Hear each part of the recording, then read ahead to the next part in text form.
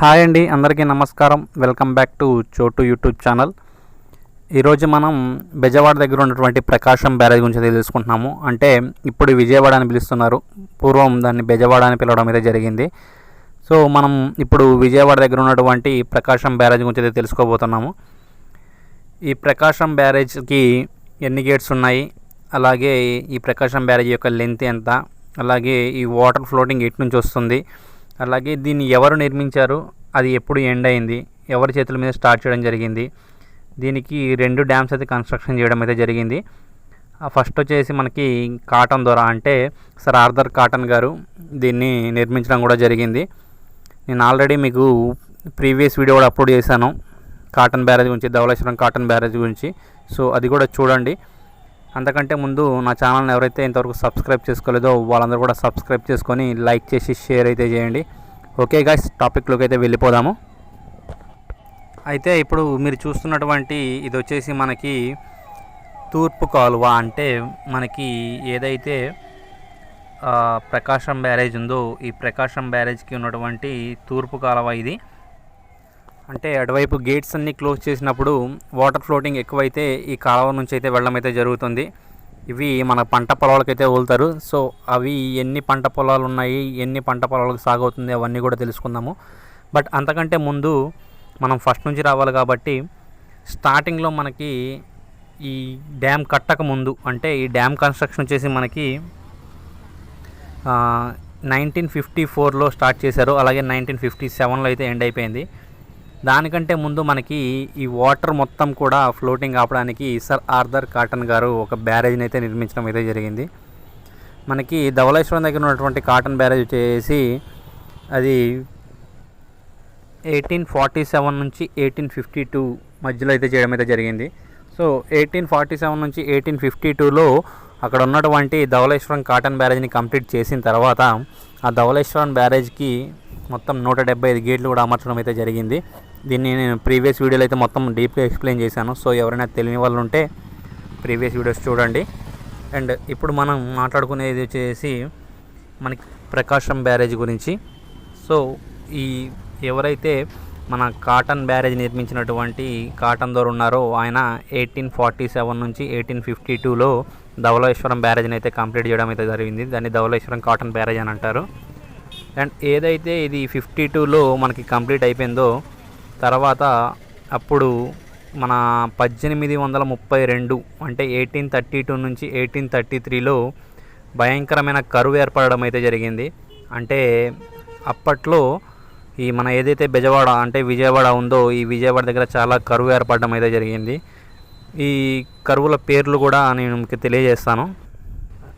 ఇవి వచ్చేసి మనకి డొక్కల కరువు, అలాగే నందన కరువు, అలాగే గుంటూరు కరువు, పెద్ద కరువుగా పిలిచారు. సో ఇలాంటి కరువులు ఏవైతే ఉన్నాయో ఈ కరువుల వల్ల చాలా వేల మంది చనిపోవడం కూడా జరిగింది. అంటే అప్పట్లో భోజనం సదుపాయం కానీ, అంటే అన్నం సదుపాయం కానీ, ఏవి పంటలు పండక, వాటర్ సదుపాయం అంటే వాటర్ ఫెసిలిటీ లేక ఈ కరువు అనేది అయితే ఏర్పడడం అయితే జరిగింది. ఈ కరువు వల్ల దాదాపు 40% అంటే 40% మంది ప్రజలు చనిపోవడం అయితే జరిగింది. అప్పట్లో శవాలు అయితే గుట్టలుగా ఉన్నాయని చెప్పేసి చెప్పడం కూడా జరిగింది. అయితే ఈ యొక్క కరువు వల్ల అప్పుడు ఉన్నటువంటి బ్రిటిష్ ప్రభుత్వము దాదాపుగా మనకి 2.27 కోట్లు అంటే 2.5 కోట్ల దాకా నష్టపోవడం అయితే జరిగింది. ఇంత కరువు కాటకాల్లో కూడా మనకి కృష్ణానది ఏదైతే ఉందో అది ఎండిపోలేదు. అంటే ఎప్పటికీ కూడా అలాగే నీటి నిల్వ ఉండడం వల్ల ఈ కృష్ణానది మీద ఒక బ్యారేజ్ని అయితే కన్స్ట్రక్షన్ చేయాలనుకున్నారు అప్పటి బ్రిటిష్ ప్రభుత్వం అయినటువంటి ఈస్ట్ ఇండియా కంపెనీలో సర్ ఆర్థర్ కాటన్ గారు అప్పటికే ధవళేశ్వరం దగ్గర ఒక బ్యారేజ్ని అయితే కన్స్ట్రక్షన్ చేయడం అయితే జరుగుతుంది. అయితే దీని యొక్క నిర్మాణం కూడా చేద్దాం అనుకొని, అంటే అప్పటికే బ్రిటిష్ ప్రభుత్వం 2.5 కోట్లు అంటే 2.27 కోట్లను నష్టపోవడం అయితే జరిగింది. ఇలా నష్టపోయినందుకు సర్ ఆర్థర్ కాటన్ గారిని పిలిపించేసి ఇక్కడ ఒక ఆనకట్టని నిర్మించడము చేయాలి అని చెప్పేసి చెప్పడం అయితే జరిగింది. దీని నిర్మాణం వచ్చేసి మనకి ఏదైతే ఇప్పుడు ప్రకాశం బ్యారేజ్ ఉందో ఆ ప్రకాశం బ్యారేజ్ కంటే ముందు కూడా మనకి సర్ ఆర్థర్ కాటన్ గారు ఒక బ్యారేజ్ని అయితే నిర్మించడం అయితే జరిగింది. అంటే ఓన్లీ వాటర్ ఫ్లోటింగ్ ఆపడానికి, అంటే వాటర్ అనేది పంట పొలాలకి వెళ్ళడానికి మాత్రమే ఒక ఆనకట్ట నిర్మించడం అయితే జరిగింది. ఈ ఆనకట్ట వచ్చేసి మనకి దీని నిర్మాణము 1852లో ప్రారంభమైంది. అలాగే దీని ఎండింగ్ వచ్చేసి మనకి 1853లో అయితే పూర్తయింది. అంటే సర్ ఆర్థర్ కాటన్ గారు 1852లో ప్రారంభించి 1853లో పూర్తి చేశారు. అండ్ ఇంకో క్వశ్చన్ ఏంటంటే మనకి ధవళేశ్వరం బ్యారేజ్ వచ్చేసి 1847 1852లో పూర్తయితే ఈ 1852 నుంచి 1853లో మనకి ఈ యొక్క ప్రకాశం బ్యారేజ్ స్టార్ట్ అయింది. అంటే అది ఎండ్ అయిన డేటు, ఇది స్టార్ట్ అయిన డేటు కూడా, స్టార్ట్ అయిన ఇయర్ కూడా సేమ్ అన్నమాట. అంటే 1847 to 1852లో ధవళేశ్వరం కంప్లీట్ అయిపోయింది. 1852 నుంచి 1853లో ఈ యొక్క కాటన్ బ్యారేజ్ నిర్మించడం అయితే జరిగింది. అండ్ ఇక్కడ చూసుకోవచ్చు మనకు ఆల్రెడీ గేట్స్ కూడా కనిపిస్తూనే ఉన్నాయి. అండ్ దీని గురించి కూడా మీకు ఒకటి ఎక్స్ప్లెయిన్ చేస్తాను. మీకు కింద కనిపించే గేట్లు ఏవైతే ఉన్నాయో ఆ గేట్ నుంచి ఒక మన చైన్ లింక్, అంటే ఒక సైకిల్ చైన్ లింక్ ఎలా ఉంటుందో ఆ టైప్లో ఉంది, చూడొచ్చు మీరు. సో ఈ సైకిల్ చైన్ లింక్ ఏదైతే ఉందో ఈ సైకిల్ చైన్ లింక్లోంచి ఆపోజిట్లో మీకు ఒక పిల్లర్ కనిపిస్తుంది. అంటే ఒక బీమ్, అడ్డ బీమ్ ఒకటి ఉంది. ఆ అడ్డ బీమ్కి ఈ యొక్క చైన్ లింక్ని అయితే పెట్టడం అయితే జరిగింది. సో ఈ చైన్ లింక్లో నుంచి మనకి పైన ఒక గేర్ బాక్స్ ఉంటుంది. నేను అది ముందు చూపిస్తాను చూడండి. ఆ గేర్ బాక్స్లో నుంచి మోటార్ అనేది రన్ అయిన తర్వాత మనకి ఏదైతే అడ్డంగా ఒక బీమ్ ఉందో ఆ బీమ్ వచ్చేసి ఇక్కడ పక్కన మనకి ఇంకో స్లాట్ కూడా కనిపిస్తుంది. ఆ స్లాట్లో కూర్చోవడం అయితే జరుగుతుంది. మీరు చూడొచ్చు, ఇగో మీకు పైన ఆల్రెడీ అడ్డంగా బీమ్ ఒకటి కనిపిస్తుంది.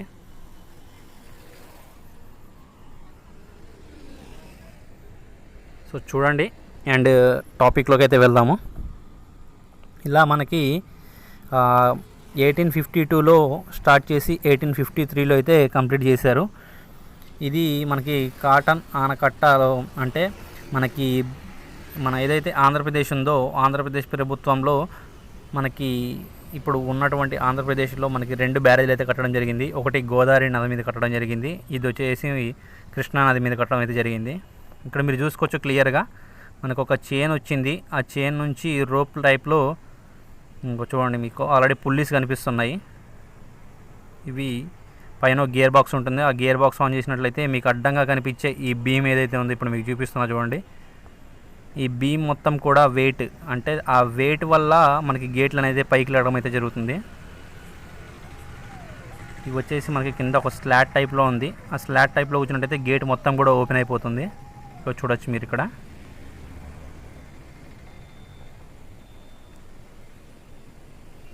అంటే మనకి ఒక గేట్ వచ్చేసి ఆల్మోస్ట్ 4 మీటర్స్ దాకా అయితే ఉంది. సో ఈ 4 మీటర్స్ అయితే ఓపెన్ అయిపోద్ది హైట్. మనకి గేట్ నిర్మాణం చూడొచ్చు మీరు. అండ్ చాలా అద్భుతంగా అయితే కట్టారు. అంటే ఈ చైన్లో నుంచి మనకి ఏదైతే గేర్ బాక్స్ ఉందో ఆ గేర్ బాక్స్ నుంచి చైన్ మొత్తం కూడా పైకి తిరగడం అయితే జరుగుతుంది. ఆ పుల్లీస్లోంచి రొటేట్ అవుతుంది. సో అలా రొటేట్ అయినప్పుడు మనకి ఏదైతే ఇప్పుడు మీకు చూపిస్తున్నాం చూడండి అడ్డ బీము, ఆ అడ్డ బీమ్ అనేది మనకి కిందకి దిగడం అయితే జరుగుతుంది. ఇలా కింద జరిగినప్పుడు ఆ గేట్ అనేది ఆ బీమ్ యొక్క వెయిట్ వల్ల పైకి లేవడం కూడా జరుగుతుంది. సో ఇదంతా కూడా మనకి గేర్ బాక్స్లో లాకింగ్ అయితే ఉంటుంది. ఓకే, టాపిక్లోకి అయితే వెళ్దాము. మొదటిది వచ్చేసి మనకి కాటన్ బ్యారేజ్. ఇది గోదావరి నది పైన నిర్మించడం అయితే జరిగింది. ఇది ధవళేశ్వరం దగ్గర, అంటే రాజమండ్రి దగ్గర చేయడం అయితే జరిగింది. నెక్స్ట్ వచ్చేసి మనకి రెండవది, ఇది వచ్చేసి మనకి విజయవాడలో చేయడం అయితే జరిగింది. ఇది 1852 నుంచి 1853లో అయితే కంప్లీట్ చేసేసారు. అండ్ ఇంకో విషయం ఏంటంటే ఈ బ్యారేజ్కి ఎడమగట్టున, అంటే మనకి ఎడమ వైపు ఇంద్రకీలాద్రి, మీ అందరికీ తెలిసే ఉంటుంది ఆల్రెడీ, విజయవాడ దగ్గర ఉన్నటువంటి దుర్గమ్మ గుడి, దాన్ని ఇంద్రకీలాద్రి పర్వతం అని అంటారు. సో మనకి ఎడమ వైపు ఇంద్రకీలాద్రి పర్వతము, అలాగే కుడివైపు వచ్చేసి సీతానగర్ యొక్క పర్వతం అయితే ఉండడం అయితే జరిగింది. ఈ రెండింటి మధ్యలో మనకి బ్యారేజ్ని అయితే నిర్మించారు. అంటే ఎడమ వైపు వచ్చేసి ఇంద్రకీలాద్రి పర్వతము, అలాగే కుడివైపు వచ్చేసి సీతానగర్. ఈ రెండింటి మధ్యలో, ఈ 2 గుట్టల మధ్యలో అయితే మనకి ఆనకట్టను అయితే నిర్మించడం అయితే జరిగింది. ఈ ఆనకట్ట నిర్మాణం వచ్చేసి మనకి 1853లో మొదలైంది. అలాగే 1854లో పూర్తవడం కూడా జరిగింది. దీని పొడవు వచ్చేసి అంటే ఈ ఆనకట్ట అంటే మనకి ఏదైతే సర్ ఆర్థర్ కాటన్ గారు నిర్మించినటువంటి ఈ ఆనకట్ట యొక్క పొడవు వచ్చేసి మనకి 1132 మీటర్ల పొడవు ఉంది. అలాగే ఇది 4 మీటర్ల ఎత్తులో ఒక ఆనకట్టను అయితే నిర్మించడం జరిగింది. అంటే 1 మీటర్కి వచ్చేసి 3 ఫీట్స్ దాకా ఉంటుంది. అంటే 12 అడుగుల దాకా అయితే 12 ఫీట్స్ దాకా అయితే నిర్మించడం అయితే జరిగింది. ఇలా నిర్మించిన ఈ ఆనకట్ట మీద నుంచి వాటర్ అయితే ఫ్లోటింగ్ అవుతూ ఉంటాయి. అంటే ఈ యొక్క ఆనకట్ట వచ్చేసి మనకి అంటే గేట్స్ టైప్ అయితే ఉండదు, జస్ట్ ఒక గోడలాగా నిర్మించడం అయితే జరిగింది. ఇప్పటికీ కూడా మీరు ఒకవేళ విజయవాడ వెళ్ళినట్లయితే మనకి ఏదైతే ఇప్పుడు బ్యారేజ్ కట్టారో ఆ బ్యారేజ్ కింద చూసినట్లయితే మీకు మనకి మొత్తం కూడా ఒక ఆనకట్టలాగా కట్టేసే ఉంటుంది ఆల్రెడీ. అంటే విరిగిపోయిన ఆనకట్ట కనిపిస్తుంది మీరు అక్కడ చూసినట్లయితే, ఒకసారి అబ్జర్వ్ చేయండి ఎవరైనా కనుక వెళ్ళినట్లయితే. సో దీని యొక్క పొడవు వచ్చేసి 1132 మీటర్లు, అలాగే దీని యొక్క ఎత్తు వచ్చేసి 4 మీటర్లు. ఈ యొక్క ఆనకట్ట ఏదైతే ఉందో ఈ ఆనకట్ట మీద నుంచి మనకి వరద ప్రవాహం అయితే జరుగుతుంది. అంటే ఇటు పక్క వాటర్ ఫ్లోటింగ్ కూడా మొత్తం ఆగిపోతుంది. ఇది మనకి అశ్వాపురంలో దుమ్ముగూడెం దగ్గర ఉన్నటువంటి ఒక ఆనకట్టలాగా అయితే నిర్మించడం అయితే జరిగింది. నేను దాని గురించి కూడా ఒక వీడియో తీసి అయితే మీకు అప్లోడ్ చేస్తాను, అది కూడా మీరు ఖచ్చితంగా చూడండి. అండ్ అలాగే ఈ ఆనకట్టను మనకి నిర్మించడానికి 1.49 కోట్లు ఖర్చు అయితే అయ్యింది అప్పట్లో. అండ్ దీనికి 10 ప్రధాన కాలువలు ద్వారా వాటర్ అయితే సప్లై అవుతూ ఉంటాయి, అంటే వాటర్ వస్తూ ఉంటాయి 10 ప్రధాన కాలువల ద్వారా. అండ్ దీన్ని ఈ యొక్క కాటన్ బ్యారేజీ మొత్తం కూడా పర్యవేక్షించింది. అంటే ఆల్రెడీ కాటన్ ద్వారా ఉన్నారు, కానీ ఈ యొక్క బ్యారేజ్ని అంటే ప్రకాశం బ్యారేజ్ని ఏదైతే ఉందో దీన్ని కాటన్ శిష్యుడు అంటే కాటన్ కింద ఉన్నటువంటి ఒక కాటన్ తర్వాత తనంతటి వాడు అంటే తన యొక్క శిష్యుడు ఎవరైతే ఉన్నారో అతను వచ్చేసి మేజర్ చార్లిస్ ఓర్. అంటే మీరు గుర్తుంచుకోండి, మేజర్ చార్లిస్ ఓర్ అనే ఒక అతను పర్యవేక్షించడం అయితే జరిగిందంటే అక్కడ ఉన్నటువంటి డ్యామ్ కన్స్ట్రక్షన్ జరిగేటప్పుడు ఒక మేనేజర్కి మనం ఏ విధంగా అయితే ఇచ్చేస్తామో ఆ విధంగా బాధ్యతలు మొత్తం కూడా కాటన్ ద్వారా తన శిష్యుడైనటువంటి మేజర్ చార్లిస్ ఓర్కి ఇవ్వడం అయితే జరిగింది. ఇది ఈ యొక్క బ్యారేజ్ ఏదైతే ఉందో ఇది దాదాపు మనకి 100 సంవత్సరాల వరకు కూడా యూజ్ అయింది. అంటే 100 ఇయర్స్ వరకు కూడా ఎటువంటి డ్యామేజ్ లేకుండా అంటే మనకి 1852లో దీన్ని కంప్లీట్ చేశారు. సో ఇది 1952లో వరదలు అంటే బాగా వాటర్ ఫ్లోటింగ్ ఎక్కువైపోయి వరదలు రావడం వల్ల ఈ యొక్క మనకి ఏదైతే ఆనకట్ట వేశారో ఈ ఆనకట్ట మొత్తం కూడా తెగిపోవడం అయితే జరిగింది. దీనివల్ల వాటర్ ఫ్లోటింగ్ ఎక్కువైపోయి అంతా మునిగిపోవడం కూడా జరిగింది. ఇదంతా కూడా మీకు ఆల్రెడీ మీరు అక్కడికి ఒకసారి విజయవాడ వెళ్ళినట్లయితే దాని కింద ఒక మీకు సిమెంట్ పోల్స్ లాగా అయితే కనిపిస్తాయి, అవన్నీ కూడా చూడొచ్చు మీరు. సో అది వచ్చేసి మనకి సర్ ఆర్థర్ గారు కట్టిన అటువంటి బ్యారేజ్ అనమాట. అంటే ఇది 100 ఇయర్స్ వరకు కూడా అలాగే ఉంది. అంటే ఆయన కట్టిన బ్యారేజ్కి ఇప్పుడు దాకా అయితే పేరు పెట్టలేమండి, ఎందుకంటే ఆ బ్యారేజ్ ఇప్పటికి కూడా అలాగే గట్టిగా ఉన్నాయి. ఇప్పుడు మీరు చూసినట్టు ధవళేశ్వరం దగ్గర ఉన్నటువంటి బ్యారేజ్ కూడా చూడొచ్చు, దాని యొక్క మరమ్మతులు కూడా చేశారు. సో అవి కూడా మీకు చూడొచ్చు, నా వీడియో చూసినట్లయితే మీకు మొత్తం అయితే అర్థమవుతుంది. సో నా ప్రీవియస్ వీడియో చూడండి. అండ్ పాత బ్యారేజ్ కొట్టుకొని పోవడం వల్ల మనకి ఒక కొత్త బ్యారేజ్ని అయితే స్టార్ట్ చేయాలని చెప్పేసి మన ఆంధ్రప్రదేశ్ గవర్నమెంట్ అంటే మనకి ఏదైతే 1952 వచ్చేసిందో ఈ 1952లో మన ఆంధ్రప్రదేశ్ గవర్నమెంట్ అయితే మనకి ఒక బ్యారేజ్ని నిర్మించాలని అయితే అనుకున్నారు. అయితే దీనికి పాత ఆనకట్ట ఏదైతే ఉందో మనకి పాత ఆనకట్ట వచ్చేసి 4 మీటర్ల ఎత్తులో అయితే నిర్మించడం అయితే జరిగింది. అంటే ఆ 4 మీటర్ల ఎత్తు మించి కూడా మనకి వాటర్ ఫ్లోటింగ్ వెళ్ళడం అయితే జరుగుతుంది. సో అలా కూడా వాటర్ ఫ్లోటింగ్ వెళ్ళకుండా మనకి పాత ఆనకట్ట ఏదైతే 4 మీటర్లు ఉందో అంతకంటే ఎక్కువ ఇంకో 4 మీటర్ల పొడవులో ఎత్తులో మనకి నిర్మించడం అయితే జరిగింది. అంటే మొత్తం 8 మీటర్ల పొడవు, అంటే పాతది వచ్చేసి 4 మీటర్లు అండ్ ఇది వచ్చేసి ఇంకో 4 మీటర్లు పొడవు, అంటే దాని మీద కంటే ఒక 4 మీటర్ల పొడవు అయితే చేయడం అయితే జరిగింది. టోటల్గా 8 మీటర్లు బ్యారేజ్ యొక్క నిర్మాణం అయితే చేయడం అయితే జరిగింది. ఈ బ్యారేజ్ అంటే కాటన్ ద్వారా మనకి ఏదైతే బ్యారేజ్ని స్టార్ట్ చేశారో ఆ బ్యారేజ్ వచ్చేసి మనకి నడవడానికి దారి లేదు, రవాణాకి దారి లేకుండా అయితే జరిగింది. సో ఇప్పుడు అలా కాకుండా ఈ ఆంధ్రప్రదేశ్ ప్రభుత్వం ఏం చేసిందంటే మనకి నడక దారి కూడా అలాగే రవాణా సౌకర్యం కూడా ఉండేటట్లుగా ఒక బ్యారేజ్ని అయితే నిర్మించడం అయితే జరిగింది. ఈ బ్యారేజ్ వచ్చేసి మనకి 24 అడుగుల వెడల్పు ఉంది, అలాగే 5 అడుగుల మనకి ప్లాట్ఫారం, అంటే మనం ఏదైతే నడవడానికి వీలుగా ఉండేటట్లు మీకు ఆల్రెడీ ఇప్పుడు కనిపిస్తూనే ఉంది, నేను ఆ ప్లాట్ఫారం మీద అయితే నడుస్తున్నాను. ఇది వచ్చేసి మనకి 24 అడుగుల వెడల్పున్న రోడ్డు, అలాగే 5 అడుగులు ప్లాట్ఫారం కూడా ఉండడం అయితే జరిగింది. చూడొచ్చు మీరు ఈ ప్లాట్ఫారం. ఇది 5 అడుగులు అండ్ ఇది వచ్చేసి మనకి 24 ఫీట్స్ 24 అడుగులు రోడ్డు. మనకి రెండు వైపులు కూడా 5 అడుగుల ప్లాట్ఫారం కూడా ఉంది. అండ్ అలాగే ఈ రోడ్డు వచ్చేసి ఇప్పుడు మనకి ఒక జాతీయ రహదారి కూడా అవడం అయితే జరిగింది. ఈ జాతీయ రహదారి వచ్చేసి మనకి చెన్నై టు కోల్కత్తా ఏదైతే రహదారి ఉందో ఇదంతా కూడా మనకి చెన్నై టు కోల్కత్తా వెళ్ళడానికి మెయిన్ రోడ్ అవుతుంది ఇప్పుడు. అండ్ ఇప్పుడు ఈ బ్యారేజ్ వచ్చేసి మనకి చాలా పంట పొలాలు అంటే దాదాపు 13.8 లక్షల ఎకరాలకి ఈ నీటిని అయితే సాగు చేయడం అయితే జరుగుతుంది ఈ బ్యారేజ్ కట్టడం వల్ల. అలాగే ఈ యొక్క వాటర్ ఏదైతే ఉందో ఈ కృష్ణా నది మనకి ఆంధ్రప్రదేశ్లో మహబూబానగర్ జిల్లా జూరుల వద్ద అయితే మనకి ఈ రాష్ట్రంలో మనకి ఏదైతే మన ఆంధ్రప్రదేశ్ రాష్ట్రం ఉందో ఈ ఆంధ్రప్రదేశ్ రాష్ట్రంలో మనకి మహబూబానగర్ జూరాల వద్ద అయితే ఎంట్రన్స్ అవుతుంది. అలాగే ఇది మన కృష్ణా జిల్లా నాగయ్యలంక కోడూరు వద్ద, అంటే మీకు ఆల్రెడీ నాగయ్యలంక తెలిసే ఉంటుంది. సో నాగయ్యలంక కోడూరు వద్ద 2 పాయలుగా విడిపోయి బంగాళాఖాతంలో అయితే కలవడం అయితే జరుగుతుంది. అండ్ ఇది మనకి కృష్ణా నదిపై చివరిది, అంటే మనకి లాస్ట్ ఏదైతే ఉందో ఈ లాస్ట్ వచ్చేసి మనకి చివరి బ్యారేజ్. అంటే వాటర్ ఫ్లోటింగ్ ఇక్కడ వదిలినట్లయితే డైరెక్ట్గా మనకి బంగాళాఖాతంలో అయితే కలుసుకోవడం అయితే జరుగుతుంది. అంటే దీని మీద మనకి ఆల్రెడీ కృష్ణా నది నీళ్ళు వచ్చేసి మనకి శ్రీశైలం అలాగే నాగార్జున సాగర్. ఈ నాగార్జున సాగర్ గురించి కూడా నేనైతే ఒక వీడియో అయితే అప్లోడ్ చేశాను, నాగార్జున సాగర్ డ్యామ్ గురించి అలాగే దాని యొక్క పూర్తి వివరాల గురించి కూడా. సో ప్రీవియస్ వీడియోస్ చూడండి. నాగార్జున సాగర్ గురించి కూడా కృష్ణా నది వాటర్ మొత్తం కూడా మనకి ఇక్కడ ప్రకాశం బ్యారేజ్ దగ్గరికి అయితే రావడం అయితే జరుగుతుంది. ఇక్కడ నుంచి మనకి బంగాళాఖాతంలో అయితే కలుస్తుంది. ఈ కృష్ణా నది మనకి స్టార్టింగ్ అంటే ఈ యొక్క ఆనకట్ట, అంటే ఇప్పుడు మీకైతే ఆనకట్ట గురించి అయితే చెప్పాను, బట్ ఈ ఆనకట్ట ఎప్పుడు స్టార్ట్ చేశారు అలాగే ఎప్పుడు ఎండ్ చేశారని చెప్పలేదు.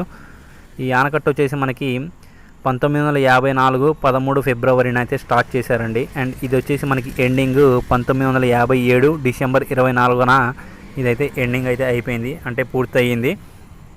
ఈ బ్యారేజ్ యొక్క నిర్మాణానికి మనకి 2.78 కోట్లు ఖర్చు అయింది. అంటే ఫస్ట్ బ్యారేజ్ వచ్చేసి మనకి 1.49 కోట్లు ఖర్చు అయింది. ఇది వచ్చేసి మనకి 1852 నుంచి 1853 మధ్యలో నిర్మించడం అయితే జరిగింది. ఇది వచ్చేసి మనకి ఇప్పుడు మన ఆంధ్రప్రదేశ్ ప్రభుత్వం ఏదైతే ఉందో అది మనకి 1954 13 ఫిబ్రవరి అలాగే 1957 డిసెంబర్ 24న పూర్తి చేయడం అయితే జరిగింది. దీనికి 2.78 కోట్లు ఖర్చు అయ్యాయి. ఇది కృష్ణా డెల్టాను కలుపుకుంటూ 181.2 టీఎంసీ వాటర్ని అయితే నిల్వ చేయగలవట. అండ్ మనము ముందుగా 10 ప్రధాన కాలువలను చెప్పుకోవడం అయితే జరిగింది. ఆ 10 యొక్క ప్రధాన కాలువలు ఏంటో అనేది కూడా మనం తెలుసుకుందాము. అంటే ఆ కాలువలు ఎన్ని, ఆ కాలువ నుంచి వచ్చే వాటర్ ఎంత ఉంటుంది అదంతా కూడా మనం తెలుసుకుందాము. ఫస్ట్ వచ్చేసి మనకి ఏటూరు కాలువ. ఇది వచ్చేసి మనకి 1,15,000 టీఎంసీ వాటర్స్ని అయితే ఇది నిల్వ చేస్తుంది, అంటే ఈ కాలువ ద్వారా వస్తాయి. అలాగే రైవేస్ అండ్ దిగువ కొల్లూరు కాలువ ఇది వచ్చేసి మనకి 1.75. అలాగే పోలరాజు కాలువ ఇది వచ్చేసి 44.400. అలాగే ఒంటిమిల్లు కాలువ, అంటే ఈ ఒంటిమిల్లు కాలువ వచ్చేసి మనకి 64.600, అంటే 64,600 వాటర్ని అయితే స్టోర్ చేయడం అయితే జరుగుతుంది. అలాగే కాంపబెల్ వచ్చేసి 49,000. అలాగే బందర్ దగ్గర వచ్చేసి మనకి 1,07,837. అలాగే మనకి ఆర్ఆర్ పాలెం 32.389. అలాగే ఎగువ పొల్లూరు కాలువ వచ్చేసి మనకి 10.9. అంటే ఇవన్నీ కూడా మనకి కాలువ నుంచి వచ్చే వాటర్ ఫ్లోటింగ్. ఈ వాటర్ అంటే నేను 10 కాలువల గురించి అయితే చెప్పడం అయితే జరిగింది. సో ఈ యొక్క 10 కాలువల యొక్క పేర్లు మళ్ళీ ఒకసారి చదువుతాను చూడండి. ఏటూరు 1, అలాగే రైవస్ అండ్ దిగువ పొల్లూరు, అండ్ 3 వచ్చేసి పోలరాజు, అండ్ 4 వచ్చేసి ఒంటిమిల్లు కాలువ, అలాగే కాంపబెల్, అలాగే బందరు, అలాగే ఆర్ఆర్ పాలెం, ఎగువ పొల్లూరు కాలువ. ఇవన్నీ కూడా మనకి 7,35,000 క్యూసెక్ వాటర్లను అయితే మనకి వస్తాయన్నమాట. అలాగే కుడిగట్టు కాలువ ఏదైతే ఉందో మనకి అది వచ్చేసి కేడబ్ల్యూ ప్రధాన కాలువ, ఇది 22.172. అలాగే కుడిగట్టు కాలువ వచ్చేసి 1.55. అలాగే తూర్పు కాలువ వచ్చేసి 53,000. అలాగే పశ్చిమ గోదావరి కాలువ వచ్చేసి 27.5. అలాగే నిజాంపట్నం కాలువ వచ్చేసి 22.124, అలాగే హై లెవెల్ కాలువ వచ్చేసి మనకి 26.400, అలాగే కొమ్మమూరు కాలువ వచ్చేసి 2.63. అంటే ఇదంతా కలుపుకొని కూడా మనకి 5.71, అంటే 5,71,000 క్యూసెక్ వాటర్స్ అయితే రావడం అయితే జరుగుతుంది మనకి. అంటే మనకి ఎక్కువగా ఎడమగట్టు కాలువ నుంచి అయితే వచ్చే వాటర్ అయితే ఎక్కువ క్యూసెక్స్ అయితే ఉండడం అయితే జరిగింది. ఇది 7.35. అలాగే మనకి కుడికట్టు కాలువ వచ్చేసి 5,71,000. ఈ విధంగా అయితే మనకి కాటన్ బ్యారేజ్, అలాగే సర్ ఆర్దర్ గారు నిర్మించిన కాటన్ బ్యారేజ్, అలాగే ఇది వచ్చేసి మనకి ఆంధ్రప్రదేశ్ ప్రభుత్వంలో స్టార్ట్ చేసినటువంటి ప్రకాశం బ్యారేజ్, వీటన్నిటి గురించి కూడా మీకు ఒక డీప్ ఎక్స్ప్లెనేషన్ ఇవ్వడం అయితే జరిగింది. సో మీ ఎవరికైనా కనుక డౌట్స్ ఉన్నట్లయితే ఖచ్చితంగా కామెంట్ రూపంలో తెలియజేయండి, దాని గురించి కూడా మీకు అందరికీ ఎక్స్ప్లెయిన్ చేస్తాను. అండ్ ఫైనల్లీ మీకు ఒకటి చెప్పడం మర్చిపోయాను, నా ఛానల్ అయితే ఖచ్చితంగా సబ్స్క్రైబ్ చేసుకోండి. అండ్ ఇవి వచ్చేసి మనకి గేట్స్ అయితే మనకి 70 గేట్స్ అయితే ఉండడం అయితే జరిగింది. ఈ యొక్క ప్రకాశం బ్యారేజ్కి 70 గేట్స్ ఉన్నాయి. అలాగే ధవళేశ్వరం బ్యారేజ్కి వచ్చేసి మనకి 175 గేట్స్ అయితే ఉండడం అయితే జరిగింది. ఇది చూసుకున్నట్లయితే అటు పక్క మనకి డ్యామ్ మొత్తం కూడా నిండిపోయి మనకి తూర్పు కాలువ ఏదైతే ఉందో ఈ తూర్పు కాలువలోకి వాటర్ అయితే రావడం అయితే, ఫ్లోటింగ్ అయితే రావడం అయితే జరుగుతుంది. సో మీరు చూసుకోవచ్చు, ఇది వచ్చేసి మనకి 8 మీటర్ల రీడింగ్ అయితే ఉంది ఇక్కడ. అంటే బ్యారేజ్ యొక్క నిర్మాణం వచ్చేసి మనకి 8 మీటర్ల రీడింగ్. ఓకే ఫ్రెండ్స్, చూశారు కదా, ఇలాంటి మరిన్ని వీడియోస్ కూడా మీ ముందు ఉంచడానికి నేనైతే రెడీగా ఉన్నాను. సో అంతకంటే ముందు నా ఛానల్ ఇంతవరకు ఎవరైతే సబ్స్క్రైబ్ చేసుకోలేదో వాళ్ళందరూ కూడా సబ్స్క్రైబ్ చేసుకోండి.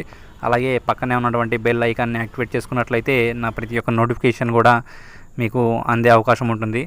అలాగే ప్రతి ఒక్కరు కూడా నా ఛానల్ని సబ్స్క్రైబ్ చేసుకోండి, లైక్ చేయండి, షేర్ చేయండి, అలాగే కామెంట్ కూడా చేయండి. Okay guys, thank you so much.